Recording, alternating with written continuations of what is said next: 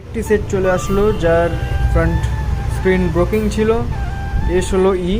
তো এই সেটটার কন্ডিশন হচ্ছে সামনে ডিসপ্লে তো ফাটা ছিলই, তার সাথে সাথে দেখতেই পাচ্ছ সাইডের যে ফ্রেমগুলো আছে, মানে যেখানে ডিসপ্লেটা বসে আর কি, তো সেটাও কিন্তু ফাটা। তো এটার কিন্তু মিডিলটাও চেঞ্জ করতে হবে আমাদের, নাহলে ভালো মতো কিন্তু ডিসপ্লেটা বসবে না। তো চলো এটার মিডিল এবং ডিসপ্লেটা একসাথে চেঞ্জ করি। তো প্রথমেই দেখতে পাচ্ছ পুরনো বডির থেকে যত পার্ট ছিল আস্তে আস্তে খুলে নিয়ে সব কিন্তু নতুন বডিতে ফিট করা হচ্ছে।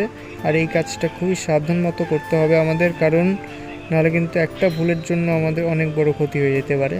সো তারপরে আমরা ডিসপ্লেটাকে চেক করে নেব যে ঠিক আছে কিনা, ডিসপ্লেটা ভালো মতো ওয়ার্কিং আছে কিনা। তো টাচ বাগেরা সব চেক করে নেওয়ার পর তারপরে কিন্তু আমরা দেন বাকি কাজটা শুরু করব। এখন আমরা ফ্রেমে আঠা মারা শুরু করব, আর এটা কিন্তু খুবই সাবধান মতো করতে হয়, কারণ একটুখানি ভুলের জন্য আমাদের পুরো ডিসপ্লেটা কিন্তু ব্ল্যাঙ্ক হয়ে যেতে পারে।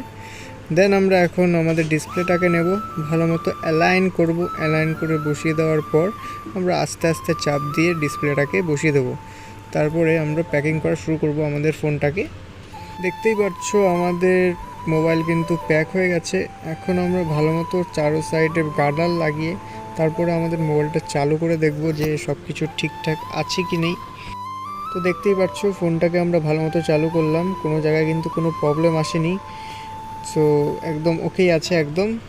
সো ফাইনালি কিন্তু আমাদের ফোনটা একদম রেডি হয়ে গেছে, দেখতেই পাচ্ছ কাস্টমারের হাতে যাওয়ার জন্য।